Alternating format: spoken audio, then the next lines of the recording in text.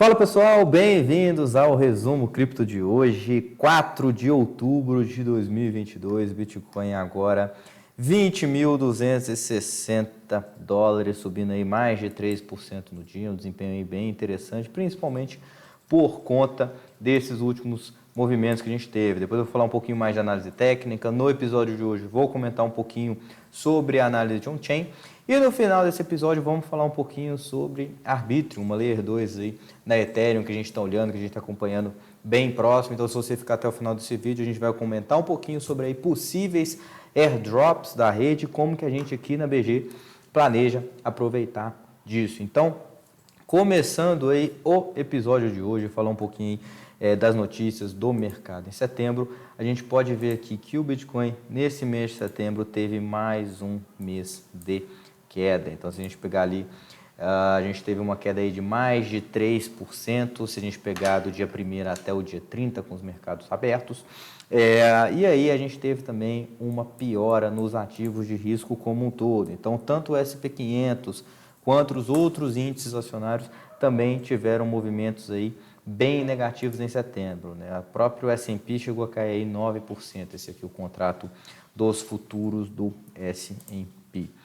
Novamente, cenário macro aí dando o ritmo para todos os ativos de risco. Então a gente tem a questão da inflação, a gente tem aí inclusive alguns problemas aí com o Credit Suisse, que o banco parece estar numa situação financeira bem ruim. A gente sabe que um banco desse tamanho, quando está numa situação financeira ruim, isso pode acabar impactando e contagiando os demais mercados, e vale a pena a gente olhar bastante para isso, além, claro, a questão da inflação, a questão também da política monetária dos Estados Unidos. O interessante que eu queria falar aqui, comentar, iniciar aqui esse episódio, é justamente falar nessa situação que a gente está vendo, principalmente no S&P, como a gente comentou lá para os nossos assinantes do BG Pro, que a gente tinha em mente esse repique aqui.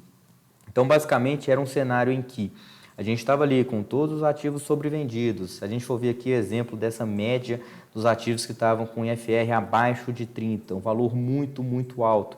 A gente comentou do DXY também, que estava em zonas aí extremamente elevadas, que poderiam trazer uma correção. O dólar hoje ele é considerado aí o porto seguro dos investidores. Então, se o índice dólar está subindo frente a outras moedas, significa que as pessoas estão buscando o dólar. Consequentemente, você tem uma correlação negativa com os ativos de risco.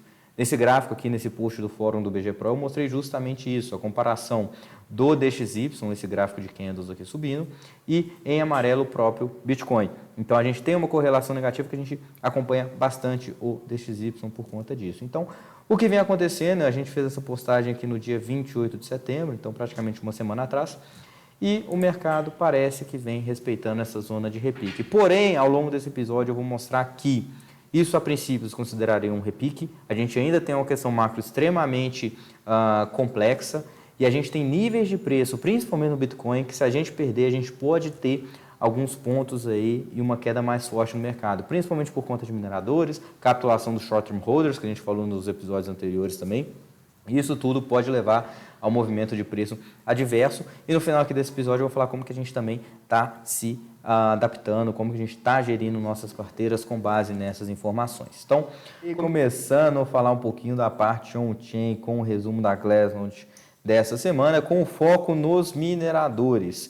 E por que a gente vai falar dos mineradores? Na semana passada a gente comentou um pouquinho sobre os short-term holders, como que eles estão sendo bem relevantes nas movimentações de preço atual, principalmente na faixa dos $18.000 até os 20 e poucos mil dólares, e que a perda desse patamar de $18.000 pode acarretar uma perda de força maior do mercado e, consequentemente, quedas maiores de preços. No caso dos mineradores, a gente até tem informações aqui semelhantes que vale a pena a gente chamar a atenção. Primeira delas, hash rate do Bitcoin em all-time high, máximas históricas. Normalmente, quando a gente tem uma hash rate maiores, então uma dificuldade de se minerar Bitcoin cada vez maior, isso indica que a rede tende a estar cada vez mais utilizada, mais pessoas estão buscando a rede, o preço vai se apreciando e aí a dificuldade de mineração tende a subir. Só que isso não é o que parece que está acontecendo aqui nesse momento. Por quê? Porque o preço não se recuperou. Se a gente for observar esses ciclos passados, onde a gente tem essa recuperação dessas hashes, a gente pode ver aqui que nessas curvas, aqui, nesses cruzamentos dessas médias, a gente tem uma certa apreciação de preço em pontos seguintes. como a gente viu aqui, como a gente viu aqui também e como a gente viu nesse último movimento aqui. Porém, agora o preço ainda não se recuperou e é um indicativo que a gente pode aí acompanhar. Se a gente vê outro ponto interessante, como a gente fala de dificuldade de mineração, isso implica em um maior custo de produção do Bitcoin. Então, você está aumentando a dificuldade de mineração, ou seja, custos maiores de produção, com o mercado ruim, o mercado em baixa, isso pode aumentar a chance da gente ter um estresse financeiro, porque o nível de preço do Bitcoin está cada vez mais próximo do nível de custo de produção dos mineradores. Então, a gente consegue ver justamente que, nesse gráfico, a gente consegue ver esse all-time high também da dificuldade de mineração, que trouxe também os custos de Bitcoin para níveis relativamente mais altos. E a receita dos mineradores também, por conta do preço do Bitcoin no mercado à vista, está também em níveis relativamente mais baixos. Olha só como a gente pode ver aqui nesse modelo, que leva em conta tanto esse custo de produção quanto a receita dos mineradores e o preço do Bitcoin. A gente pode ver que o all-time high do custo de produção estimado do Bitcoin está próximo ali dos $18.300. Olha só como no sell-off de junho a gente chegou muito próximo disso e que agora a gente chegou bem próximo disso também e teve uma recuperada. Então, como o custo ali, né, estimado está próximo desses 18.300, caso a gente perca esse patamar de preço, a gente pode ter ali talvez uma realização de lucros, os mineradores parando um pouco aí das suas produções justamente e vendendo mais bitcoins que eles têm no mercado para compensar esses custos. Consequentemente, a gente pode ter, em algum caso, algum tipo de capitulação na venda dos mineradores. Então, é um ponto para se acompanhar. E aqui trazendo em outra métrica interessante, e aqui nesse novo gráfico que mede a dificuldade por emissão desses bitcoins, a gente tem 3 tipos de métricas dos custos de produção do Bitcoin. Primeiro, o custo hoje por Bitcoin em 12.140, a média geométrica em 17.000 e o custo depois do ano de 2024, estimado aí em 24.230, que são algumas métricas interessantes. E que, principalmente, essa zona aqui, vermelha, mais baixa desse nível de preço, se mostrou o suporte mais forte nos últimos patamares, nos últimos ciclos. Então, a gente pode ver que essa linha laranja também é um nível importante para a gente acompanhar, que hoje está próximo de $17.000, mas, principalmente, se a gente olhar a questão dos short-term holders, aquela zona que eu mostrei, essa zona de preço que eu mostrei no último resumo, que mostra realmente aqui que você tem pouca distribuição de moedas entre os 10 mil e os 20 mil dólares, aquela pouca concentração ali de nível de preço. Na análise técnica, aquela zona não foi tão testada, ela pode ser testada novamente. Consequentemente, se a gente perder esse patamar de preço aqui, a gente pode ter tanto uma capitulação dos short-term holders, como também um movimento adverso dos mineradores. E isso faz a gente crer que a gente pode sim buscar níveis de preço relativamente mais baixos, próximos ali do 10, 12 mil dólares por Bitcoin. Porém, lembrando, isso é tudo análise de probabilidade de que pode acontecer, não quer dizer que vai cair, não estou fazendo terrorismo aqui, mas é importante a gente saber que essa possibilidade é uma possibilidade real, que existe, que o cenário macro não está nem um pouco tranquilo ainda para que a gente possa pensar em um fundo macro, para que os mercados de risco voltem a tornar aí suas trajetórias ascendentes. E para finalizar essa questão dos mineradores, tem esse indicador aqui que a gente já falou bastante, que é o múltiplo pool. E esse múltiplo basicamente mede a receita dos mineradores atualmente com relação à sua receita média no último ano. Então, isso mostra a tendência de curto prazo daquela receita com relação a uma tendência de mais longo prazo, que é a média de um ano. Então, no valor mínimo desse último ciclo, a gente chegou ali no valor próximo de 0,33. Isso indica que a receita naquele pior momento dos mineradores é 33% do que era na média anual. Nessa recuperação pequena que a gente teve no mercado, esse valor já chegou a 0,63. Mas também porque como o nível de preço vai caindo e as médias também vão caindo, a média de um ano também cai, mas ela cai numa intensidade menor do que a média de curtíssimo prazo, que é o valor que a gente está olhando aqui medido pelo PIL múltiplo. Então, 0,63, a gente está em níveis aí atuais, a gente pode ver que historicamente isso aqui, essa recuperação forte desse múltiplo foi um indicativo legal de fundos nos bear markets. Então, se esse múltiplo aqui acabar voltando, acabar se recuperando, a gente pode ter sim um movimento e até uma reflexão de que sim, a gente pode ter alcançado um nível de fundo macro interessante. Então, a gente pode ver que isso aconteceu nesse ciclo aqui, uma recuperação nesse múltiplo seguida por movimentação de preço, que depois do Covid ali a gente teve esse próximo movimento também, que antes ali daquele primeiro crash do mercado no final ali do ano passado, quando a gente chegou na primeira vez no all-time high, a gente teve uma queda muito forte desse indicador também, depois seguido por uma recuperação, e agora a gente está nessa zona, nesses canais inferiores também. O que eu quero dizer aqui é o seguinte: a gente tem que ver uma recuperação de preços. Para essa recuperação de preços no mercado ser efetivamente forte o suficiente, a gente tem que ter principalmente uma liquidez relevante, de modo que a gente enxerga que tem uma demanda nova para absorver essas ofertas de venda no mercado. E além disso, a gente tem que ver as atividades da rede também melhorando, também subindo, e uma maior adesão tanto de parte dos players, sejam os long-term holders, sejam os short-term holders, sejam os mineradores. Enquanto a gente não vê uma melhora também fundamental, estruturada da rede e um movimento aí com mais liquidez, com mais força, a gente talvez não verá aí um fundo macro se isso não acontecer. Agora, se a gente tem uma recuperação de preços com esses indicadores apontando aí também para uma recuperação, aí sim as probabilidades de talvez um fundo macro e de uma retomada ali da tendência altista seja concretizada, seja efetivada. Agora, fora isso, a gente tem que continuar acompanhando, o mercado ainda está muito fraco, está com muito pouco liquidez. Eu vou falar um pouquinho agora da parte da análise técnica, para que a gente entenda esses pontos, o que a gente está vendo aí no mercado, para que a gente consiga tomar as nossas decisões, e vou falar um pouquinho aí também de arbítrio. Então, antes de passar a análise técnica, calendário econômico dessa semana, destaque aí na sexta-feira para a taxa de desemprego e payroll americano. Dado importante para a gente ver como que está aí a atividade econômica lá, se está muito aquecida, se deu uma desaquecida, porque isso aqui pode ter um impacto direto nas leituras futuras de inflação e, consequentemente, política monetária americana, que a gente sabe que está influenciando bastante nos ativos de risco. Então, falando um pouquinho de análise técnica, como eu comentei, SP500, como a gente tinha falado, vem mostrando aí um repique bem interessante. O primeiro ponto de atenção agora, que a gente já está em cima desses 3.800, que era o primeiro ponto de atenção, passa agora a ser ali os 3.900. Então, a gente está bastante de olho aqui nos 3.900. Se a gente chegar lá, a gente possivelmente aqui vai avaliar se a gente tiver algum candle de reversão, alguma coisa nesse sentido, de fazer um pouco de caixa, porque igual eu falei, o mercado ainda não está fácil, está difícil. Se a gente conseguir preservar nossos ganhos aqui nesses repiques, é uma alternativa interessante. Então, a gente vai ficar de olho nesse S&P aqui nos 3.900 e também fazer o paralelo com isso no Bitcoin. Então, se a gente for ver o gráfico do Bitcoin aqui, a gente tem uma situação relativamente parecida.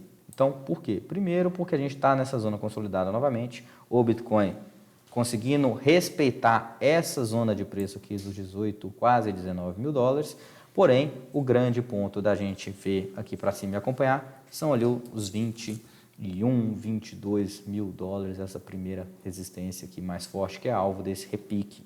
Então, se a gente vê o S&P voltando para os 3.900, eu acredito que a gente tem uma probabilidade bem grande de ver o Bitcoin trabalhando próximo ali dos 21.500, 22 mil dólares. Porém, da mesma forma que o 3.800 no S&P, a gente pode considerar uma resistência intermediária, esses 20 mil dólares do Bitcoin aqui no meio também se representa uma resistência intermediária que a gente teria que romper para a gente buscar essa zona aqui dos 21,5. Então, se a gente for ver na ótica do risco-retorno, aqui não é um ponto tão interessante para a gente realizar novas compras, porque a gente tem um pouco upside até a gente chegar nesse novo nível aqui de resistência, e se o mercado falhar, perder força, a gente pode voltar novamente a trabalhar na zona inferior desse canal aqui, próximo de 18, 19 mil dólares, e, consequentemente, aí pode abrir compras a nível de risco-retorno bem mais atrativo. Porém, com o detalhe, com o cuidado de que, se a gente perder essa zona de preço aqui de 18, 19 mil dólares, a gente pode sim buscar níveis de preço menores, que a gente está olhando aqui entre 12 e 14 mil dólares em um primeiro momento. E aí, outro gráfico que vai em linha, que eu já comentei aqui no episódio de hoje, que vai em linha com o que a gente falou, é o DXY.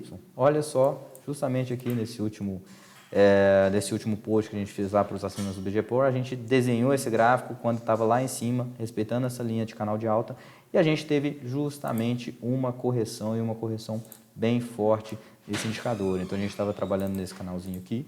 Ponto é, a gente já teve uma correção forte, o dólar ele ainda permanece extremamente forte frente às outras moedas e, consequentemente, se a gente tiver talvez um candle de fundo aqui e uma continuação dessa tendência altista, a gente pode ter também os outros gráficos que eu mostrei de ativo de risco seguindo a direção inversa. Então, é um gráfico que a gente pode acompanhar. Porém, a gente pode ter correções maiores aqui. Esse nível de preço aqui é bem forte da gente acompanhar, o 108. Então, o dólar teria que cair em algo em torno de mais 1,5%. Para que a gente consiga ver se vai ter uma reação ali próxima nesses níveis aqui, para que o mercado continue testando essa tendência, esse canal de alta aqui. Então, outro indicador que vale a pena acompanhar. Na ótica do sentimento de mercado, Fear and Greed Index ainda em zona de extremo medo, que é um bom sinal, mostra que o mercado ainda está extremamente cauteloso, com medo para as novas altas, e um mercado pouco líquido, mercado ali bastante alavancado. A gente pode ter movimentos bruscos de preço, tanto para cima quanto para baixo, independentemente do cenário. Os rallies de bear market, por exemplo, podem ser rallies fortes, sim, e a gente tem que ter ciência disso também e gerenciar muito bem o risco para a gente acompanhar aí nossos portfólios. Então, qual que é a nossa estratégia aqui? Como eu falei, a minha ideia, inicialmente, é trabalhar com as zonas de caixa que a gente tem na carteira e provavelmente se o Bitcoin voltar ali próximo dos 22, 24 mil dólares, num cenário mais construtivo, a gente possivelmente vai fazer um pouco mais de caixa aqui para caso o Bitcoin volte a trabalhar na zona de consolidação ou atinge patamares de preço menores, a gente quer ter munição suficiente para gerenciar esse caixa. Então, tudo se trata nessa ótica. A gente está extremamente construtivo para as criptos, para o Bitcoin aí no médio e longo prazo, mas a gente sabe que uma boa gestão de risco, uma boa gestão de caixa, nesses momentos de mercado mais difíceis, são muito importantes para a geração de alfa aí, no médio e longo prazo. Então, essa é a nossa visão. E antes de eu finalizar esse episódio de hoje, eu vou falar um pouquinho sobre a Arbitrum. Para quem não conhece, a Arbitrum é uma Layer 2, ou seja, uma solução de segunda camada da rede do Ethereum que utiliza de uma tecnologia que chama Optimistic Rollups. Basicamente, você ali, vamos dizer assim, empacota essas transações dentro de uma Layer 2 para que elas consigam ser executadas com maior facilidade e agilidade na blockchain na Layer 1. E aqui a Arbitrum, ela vem ganhando bastante notoriedade recentemente, vem com taxas aí e com transações cada vez mais altas ganhando destaque. Esse aqui é um post que a gente fez ali também para os membros do BG Pro, falando um pouquinho os detalhes da Arbitrum. E para quem não conhece o ecossistema da Arbitrum, vou até abrir ele aqui, a Arbitrum, para justamente mostrar que vocês têm muito, hoje já é uma rede que tem bastante coisa que vocês podem aí interagir dentro do ecossistema. Então, olha só como que é interessante aqui o portal da Arbitrum. E uma das estratégias que acontece, que a gente está buscando aqui na BG e que a gente também vai começar a mostrar para os nossos assinantes, então, amanhã, dia 5, ou no mais tardar, no final dessa semana, nós vamos fazer um vídeo aí para os nossos assinantes explicando como interagir efetivamente com o Arbitrum, porque a gente está de olho aí num possível airdrop de um token aí do Arbitrum. Então, hoje é uma rede, né, uma Layer 2 que ainda não tem o token, e é muito comum nesse mercado de cripto você ter ali airdrops, principalmente no lançamento de tokens, e quando aqueles tokens podem ser começados a ser negociados no mercado, como foi o caso aí da Optimism, que é uma outra Layer 2 aí. Então, basicamente, queria falar um pouquinho da Arbitrum aqui, justamente para falar para vocês ficarem de olho. Não é certo que vai ter o token, não é certo que vão ter airdrops para quem interagir aí com a rede, mas é importante a gente acompanhar. A gente vai tentar fazer um pouquinho aqui, porque as taxas estão baratas, você tem bastante coisa ali, efetivamente, que você pode utilizar e ganhar valor com isso, e a gente vai mostrar um pouquinho disso aí para os nossos assinantes no fim dessa semana. Lembrando, a gente não sabe o que vai acontecer, mas na pior das hipóteses a gente está interagindo ali com uma rede interessante, uma rede que tem várias funcionalidades e que podem trazer aí ganhos interessantes para portfólios quando a gente também analisa a ótica on-chain. Então, fiquem de olho que vai ser conteúdo legal. Para quem não conhece o BG Crypto Pro ainda, basta entrar aqui pro.bgweb3.com.br, vou deixar o link na descrição desse vídeo. Nosso plano mensal é apenas R$ 39,90 por mês, então praticamente de graça. E vocês vão ter acesso às nossas estratégias, o que a gente está fazendo com caixa, quais os portfólios, quais os tokens a gente inclui em nossos portfólios, ter acesso às nossas lives, esses guias, como que a gente interage on-chain, enfim. várias funcionalidades interessantes. Vou deixar o link aqui para que vocês possam curtir, dar uma olhadinha. Então, espero que vocês tenham gostado desse episódio de hoje. Vamos continuar acompanhando. Se você gostou, curta, compartilhe esse vídeo com seus amigos, se inscreva aqui no canal, ativa o sininho para não perder os próximos conteúdos e a gente se vê nos próximos vídeos. Um abraço e boa semana!